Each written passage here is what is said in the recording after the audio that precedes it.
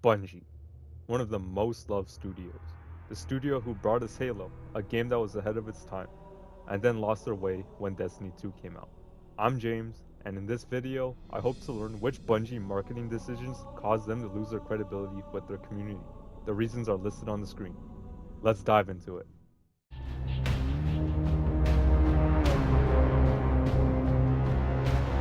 In October 2015, Bungie added microtransactions to Destiny 1, which consisted of users buying in-game currency called silver using real money. At this time, players could only buy emotes. Fast forward to October 2019, Bungie implemented a season pass system alongside one of their expansions, Shadowkeep, in Destiny 2, costing 1,000 silver, which is equivalent to $10.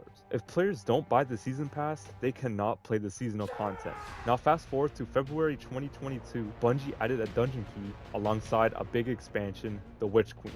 The key gave the player access to 2 new dungeons that came out with the new expansion. An expansion consists of 4 seasons, which contains 2 raids and 2 dungeons. For each season, a raid or a dungeon will come out in a rotation. The problem that arises is that the dungeon key is separate from the season pass. This caused confusion for people like my friend who purchased the season pass without knowing that the dungeon key would not be included. Fast forward to May 2023, Bungie increased the price of their season passes from 1,000 to 1,200 silver. If you look at this, you'll probably be like, oh, so it's about $12. Wrong.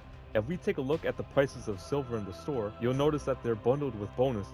You are paying more for what used to be a $10 season. On top of all that, cool gear to customize your Guardian with is locked behind a paywall at ridiculously high prices. Before, these armor sets could have been purchased using Bright Dust, a currency that can be obtained by everyone, for free. In comparison, Fortnite and Call of Duty allows the players to gain currency by simply ranking up through the free tiers. With Destiny, the only way to earn silver is to pay for it. In other words, I used to go into a store to find a game, but now I go into a game and find a store. If you want to hear a more detailed microtransaction video on Destiny 2, I recommend watching Cross's video. Before we move on, I would like to know, would you pay this much to experience a full game? And would you pay to gain an advantage over another player?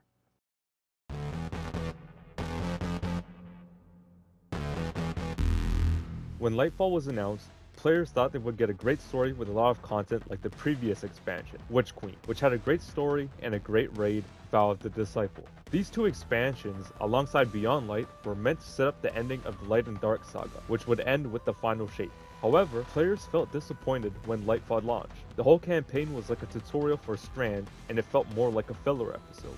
Originally, Lightfall was supposed to be the final DLC in the Light and Dark saga. However, changes were made and it was split into 2 parts. Now, Lightfall was supposed to hype up the big conclusion in the final shape, but it left us with more questions than problems being solved. The raid, Root of Nightmares, was visually pleasing, but the rest of the raid felt weak. The reason for this is because the Destiny 2 manager said that they did not want to over-deliver on their content. He feels that Bungie will eventually fail in their attempt to make Destiny 2 better, since the player base always wants more than they are given. The creative team would like to keep the player base satisfied with the increase in content, but as the manager indicated, if they over-deliver in each DLC, the Destiny community will expect the same or more in each DLC that follows. So Bungie continues to push out half-baked content.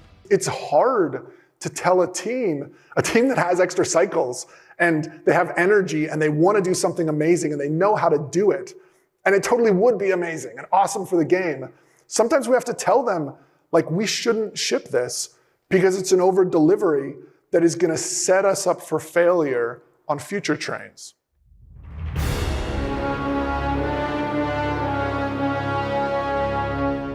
Since Destiny 2 is getting larger in size, Bungie needed to remove content to make room for more expansions.